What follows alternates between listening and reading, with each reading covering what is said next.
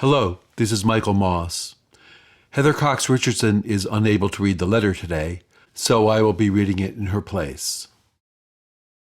January 30th, 2026.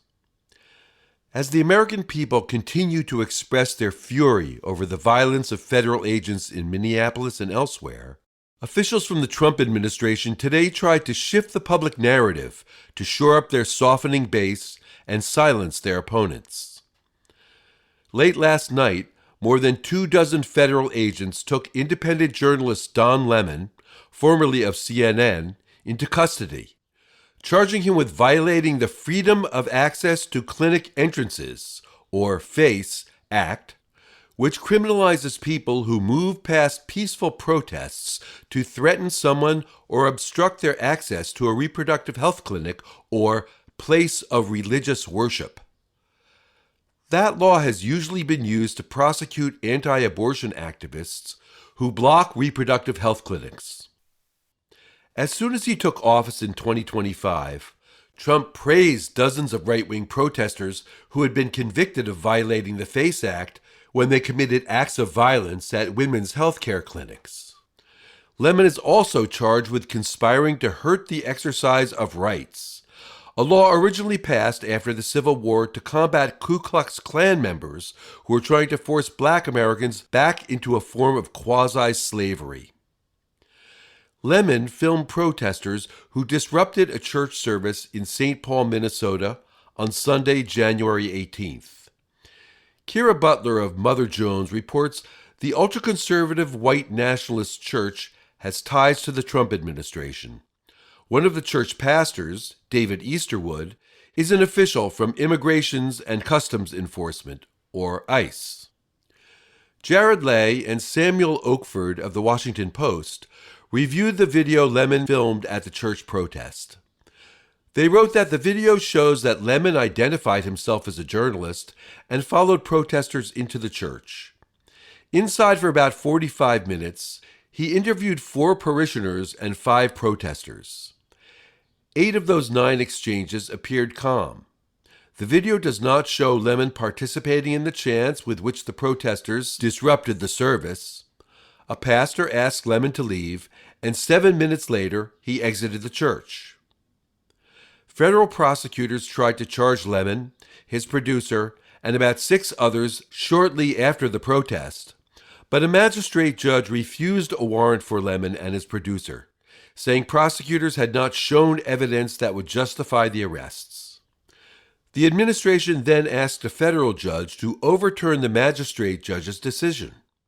When he too refused, calling the request unprecedented, the administration rushed the case to the 8th Circuit. It too refused. At that point, it appears the administration went to a federal grand jury to indict Lemon. Officials also arrested independent journalist Georgia Fort of Minnesota, along with 2 participants in the protest, Traherne Jean Cruz and Jamail Lydell Lundy. The arrests of Lemon and Fort are windows into the deep concern of administration officials about how dramatically Americans have turned against ICE and the Trump administration. At its most basic level, the attack on 2 independent journalists is undoubtedly designed to intimidate other independent news producers from covering the Trump administration, particularly the violence of ICE and Border Patrol agents. It is a dramatic assault on the First Amendment to the Constitution, which prohibits the government from curtailing the freedom of the press. It is also a transparent attempt to change the popular narrative. The killing of 2 white American citizens, Renee Good and Alex Preddy, by federal agents hammered home to white Americans that they are as much at risk from the authoritarian system Trump is building as are Black Americans and people of color who are not citizens. With that realization, especially when administration officials, including Trump, blamed Preddy's killing on the fact that he carried a gun, although he did not use it, solidarity against the administration has been building, with white Americans often leading the way. All 4 of the people arrested in the past 24 hours are black. This morning, the official social media account of the White House posted a picture of Lemon with the caption, "When life gives you lemons," and an emoji of chains, evoking the chains of enslavement.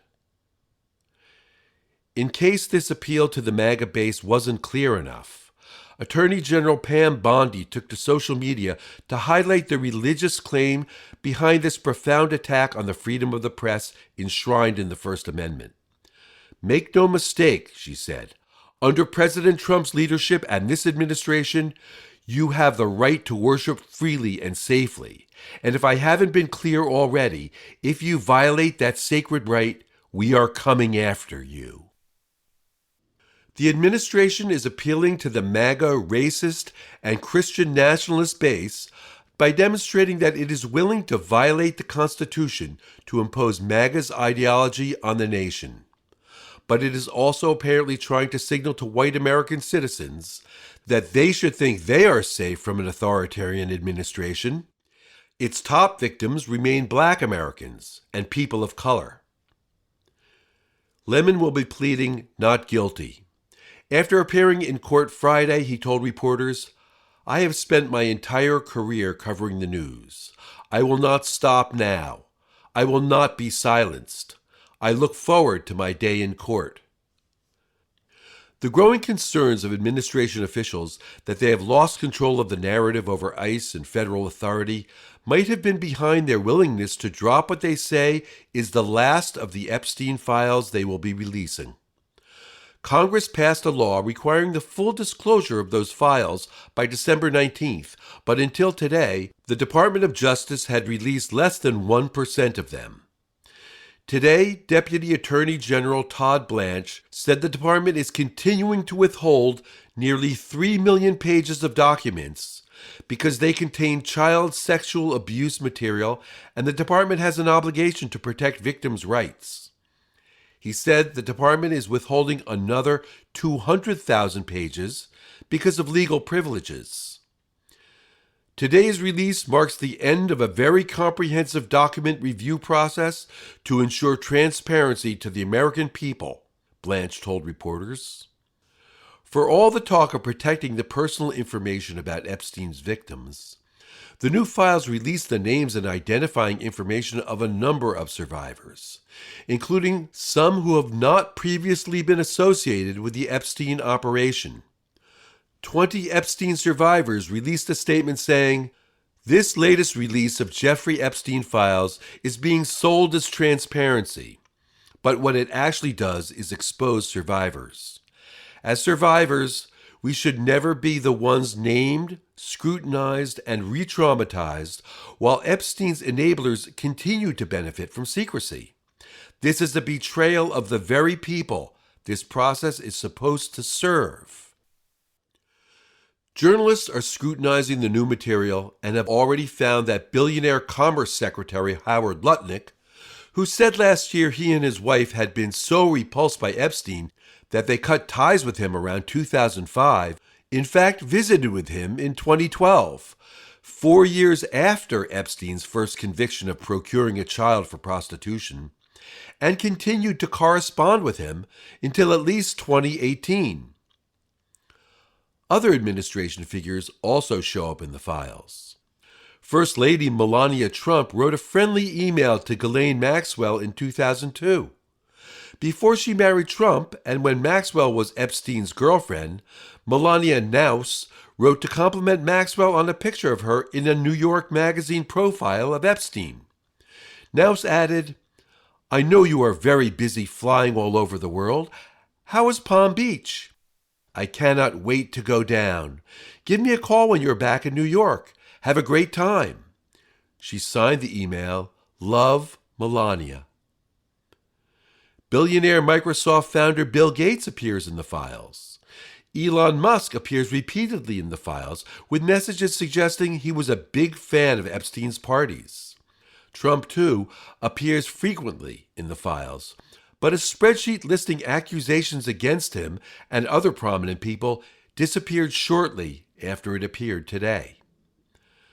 The lead sponsors of the Epstein Files Transparency Act, Representatives Ro Khanna, a Democrat of California, and Thomas Massie, a Republican of Kentucky, wrote to Blanche today formally requesting access to the unredacted Epstein files as soon as possible. Khanna told Jenna Sundell of Newsweek, "The Department of Justice said it identified over 6 million potentially responsive pages, but is releasing only about 3.5 million after review and redactions. This raises questions as to why the rest are being withheld." Today, Trump announced plans for a massive automobile race into downtown Washington. The Freedom 250 Grand Prix of Washington, D.C., in August, as part of the celebration of the 250th anniversary of the Declaration of Independence this summer. In an executive order, he called the proposed race a tribute to IndyCar racing and said the race would showcase the majesty of our great city as drivers navigate a track around our iconic national monuments in celebration of America's 250th birthday. Transportation Secretary Sean Duffy said, "To think, 190 miles an hour down Pennsylvania Avenue. This is going to be wild." The attempt to change the narrative around ICE does not appear to have been effective, at least so far. Today, the Senate passed the appropriations bill to fund the government in 2026, with funding for the Department of Homeland Security pulled out for longer discussion. Now it heads to the House. In the Senate, 2 Republicans joined all the Senate Democrats to vote in favor of an amendment proposed by Bernie Sanders, an independent of Vermont, to repeal the $75 billion funding increase for ICE that Republicans included in their July 2025 One Big Beautiful Bill Act. Sanders proposed using those savings to reverse the cuts to Medicaid that were also in that law. The amendment failed by a vote of 49 to 51, but that it got so many votes shows that senators are feeling the pressure over ICE. As we speak, ICE agents are shooting American citizens in cold blood, breaking down doors to arrest people, and sending 5-year-olds to detention centers, all in clear violation of our Constitution, Sanders said. Instead of funding Trump's domestic army, we should instead use that money to prevent hundreds of thousands of Americans from losing the health care they desperately need by investing in Medicaid. Across the nation today, people turned out into the streets in a scheduled nationwide protest. CNN's Shimon Prokupecz watched the tens of thousands of people protesting in Minneapolis today and said, "I've covered many protests, and I have to tell you, I've not seen a crowd like this before. I mean, it is 8 degrees out here. 8 degrees. It feels like 5. It is freezing, but nothing is stopping these people."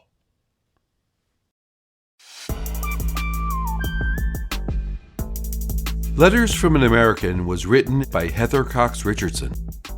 It was produced at Soundscape Productions, Dedham, Massachusetts. Recorded with music composed by Michael Moss.